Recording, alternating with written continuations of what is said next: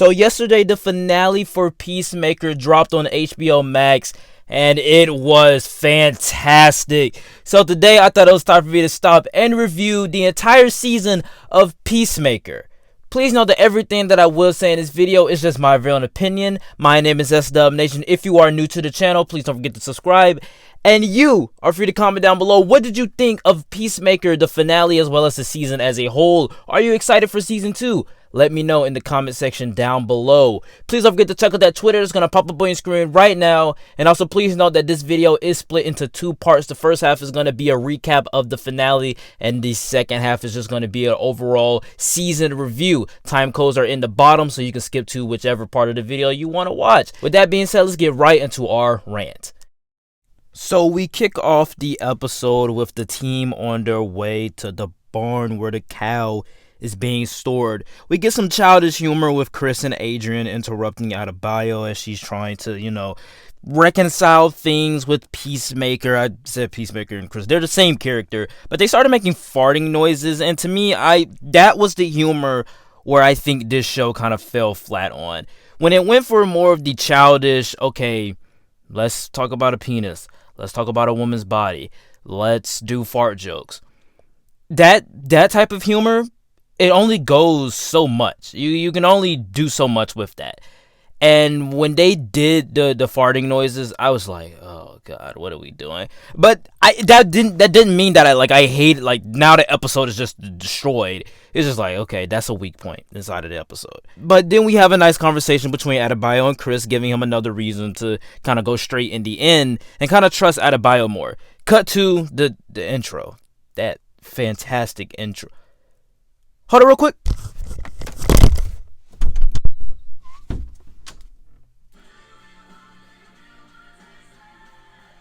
What's going up must come down. Baby, I'm losing ground. The mirror lies, the whole world's wrong but you. Throw your dog the invisible bone.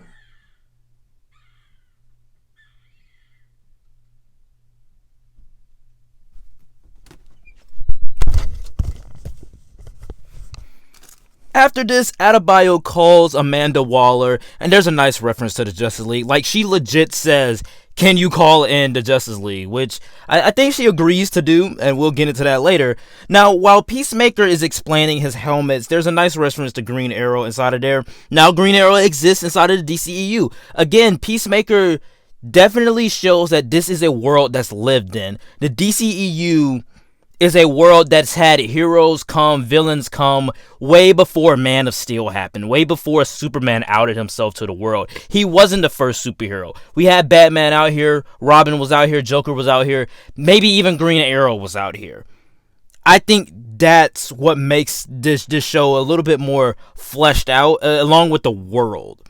Now, since his anti-gravity helmet flew away due to Adebayo saying activate anti-gravity, Chris entrusts Eagly to carry out the rest of the plan. Part of the plan was to use the sonic boom helmet to destroy the barn. Now, until we realize, correct, Eagly is just an eagle. So he doesn't really understand Chris when he tells him to put it on top of the barn. So he takes it and he drops it somewhere. Now the team has to go find it. So in search of the helmet, Chris sees an hallucination of his father and kills him again, which leads us to the sonic boom helmet. Now, I will get into the whole father hallucination thing later, but it's clear that it's going to have some impact for the character of Peacemaker. Economos then goes undercover to infiltrate the barn to plant the shockwave helmet. He then sees the cow when he gets down, like, underneath the barn. He then sees the cow and instantly turns back around. Like, that's something that I would do. If I would see something like that, quote-unquote, cow in front of my face, I'm walking the other way. I'm going home. Literally, I'm going home. So he's like, no more kaijus. No. Forget this. No more kaijus. So as he's walking away, he's stopped by one of the butterflies. And then we have an emotional character defining moment about how he dyes his beard. He finally comes clean about him dyeing his beard. Mainly because that butterfly then asks him, tell us something that only you and that person knows. So it makes sense why he would say that, because of course a butterfly wouldn't know that. But an actual human, Economos himself, wouldn't never said that unless he was undercover. That's smart writing, that's clever writing, to give us a little bit more oomph to our character. And just the way that we could see Peacemaker's face and how guilty he feels that he made fun of Economos, and how Economos tells his story about why he dyes his beard. Just all of it worked on so many levels. Again, James Gunn, man, he knows how to write and develop characters without having a whole 2-hour film to do it. He just did it in this one little conversation, and now I feel so much empathy, sympathy for the character of Economos. As he's walking away, Economos is then caught by one of the racists inside of the jail, who is now a butterfly, because he finds the Sonic Boom helmet, until Adebayo uses the Sonic Boom helmet, destroys the racist, and then uses the 3 charges to level the barn a little bit. The team, Vigilante, Peacemaker, and Hardcore then go into battle. We get a cool scene with just a butterfly bloodbath.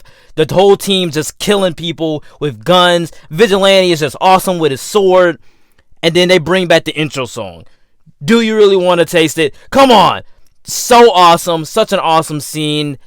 Until Hardcore is shot twice on her side. Chris is trapped trying to kill the quote-unquote cow. And Vigilante is shot in the back.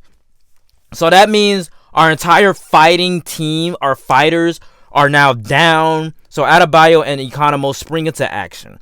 Adebayo, she saves Hardcore from a butterfly.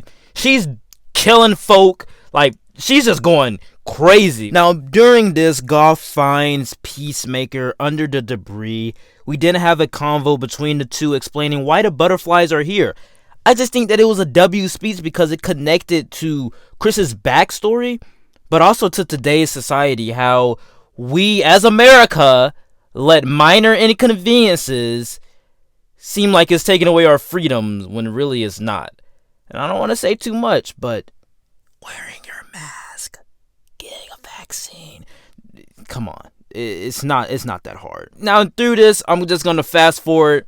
Poor cow, just poor cow. Oh my god, the cow. I felt so bad for the cow because it didn't ask for this. She didn't ask for this, and man, Peacemaker then kills the body of Goff and activates the helmet torpedo that Adebayo is wearing, thus killing the quote-unquote cow.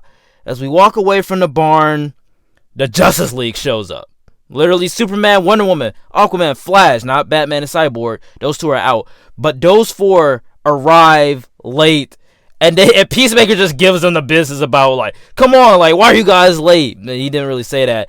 And then he also, the running joke is that Aquaman has his way with fish inside of the DCEU. So Peacemaker basically says, go F a fish. And literally it's Jason Momoa. Like, it's Jason Momoa as Aquaman saying, I effing hate that rumor. And then we move over to Ezra Miller as Flash. And he's like, well, it's actually true. And Aquaman's like, F you, Barry. I just thought that was the best, like, interaction. The fact that he was able to get Ezra Miller and Jason Momoa for this show just worked. Like I said, it fleshes out the DCEU. Yeah, of course. Why wouldn't the Justice League show up? It's a freaking alien invasion. Oh, I know why they're late. Because they don't live in Evergreen. They're in Metropolis right now. They have to assemble. They have to unite as a team in order to go out as a team. Like, come on. And then, what? Yeah, of course. Why wouldn't the Justice League shows up? That makes sense. And the fact that they didn't show Superman's face, but it's clearly Henry Cavill's body, is clearly Henry Cavill's Superman. That just proves that Henry Cavill is still Superman. And if Batman and Cyborg didn't show up, we obviously know that Ben Affleck is out as Batman and Ray Fisher was, fired from the Flash, but that doesn't mean he's out of the role of Cyborg. But he did say that he's not coming back unless he gets an apology. I believe that the reason why Batman and Cyborg did not arrive is because those are the 2 tacticians that can stay behind while their 4 heavier hitters come to the battle. And the fact that Gal Gadot wasn't there, it just means that she was pregnant at the time they were filming the show, which is correct. Alright, continue on with the episode and enough me geeking out. Everyone survives. Harcourt survives. Nice moment between Adebayo and Peacemaker inside of the hospital where he says that behind Eagly, she's his best friend. After this, Adebayo outs Project Butterfly and the whole Suicide Squad program, and even outs her mother, Amanda Waller. And we see Viola Davis as Amanda Waller in the episode. So this could have drastic consequences for the rest of the DCEU, because we just had 2 films where Amanda Waller is over the Suicide Squad. What is going to happen? Peacemaker and then Vigilante, they hang out. They're having a fun time. Vigilante, he lives. Economos returns to Argus. Harcourt is healing. She's learning to walk again. And then at the end of the episode, we get to see Peacemaker being woken up by Goff arriving at his front door. He feeds Goff. He sits on his steps.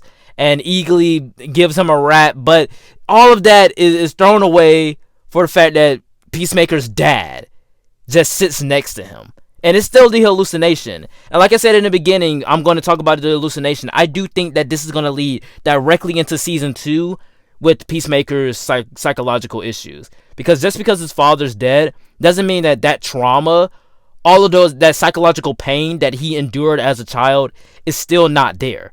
So I can't wait to see what they do with Chris inside of season 2. I definitely want to see a more personal story. Definitely a more personal story focusing on the psychology of Peacemaker. With that being said, episode ends. So comment down below, what did you guys think of the Peacemaker finale? I had a blast with it, especially when the Justice League showed up. I was so hyped. I loved it from start to finish, the show, everything. Comment down below, what did you think of it? And with that being said, let's get right into our review, starting off with the good. And the good thing that comes to mind here is that James Gunn, man, is just a genius. He constantly comes through with the quality, the high quality that challenges the comic book media formula to a T. For 7 straight weeks, in my opinion, and for 8 episodes, James Gunn made me care about this character, his world, and his origins. We get to see what makes Christopher Smith without all of the jerkness that we saw in the Suicide Squad, if you get what I'm saying. And just John Cena as a whole, he's not the greatest thespian. He didn't start off as an actor. Well, an actor on, film and TV and stuff. He was a wrestler, so he was an actor by that default. But this show proves that he can act, he can carry the dramatics, he can carry his own project like this, and that's what James Gunn does well. He plays on John Cena's strengths and moves him away from his weaknesses slowly, one by one, throughout this entire season of television.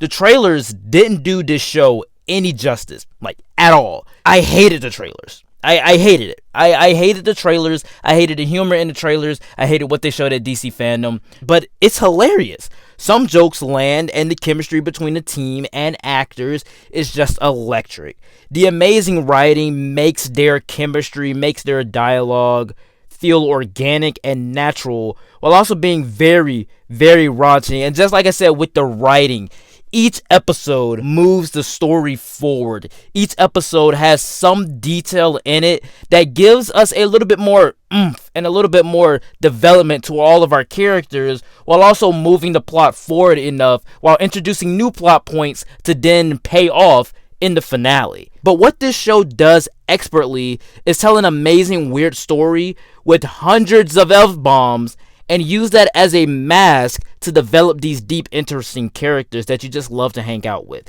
I have to keep this short, but I just want to talk about his dad and how every single episode moves us forward and closer to the goal. Things that could be boring aren't, because the cast is just so much fun. Just this overall show was fun for me. The mixed thing that comes to mind here is that this show is not accessible to everyone. Now, when I say mixed, it's neither good, it's neither bad, it's just in the middle there. It's just some thoughts that I just want to say about Peacemaker, because overall, there really is not a lot of bad for me for Peacemaker. So like I said, it's not accessible for everyone. Also, there are a lot of different type of derogatory words that's said inside of this show because Peacemaker's dad is a racist. He is a white supremacist. But that's really it. This show won't be for everyone, and I gotta be honest with you, I just wanted more episodes.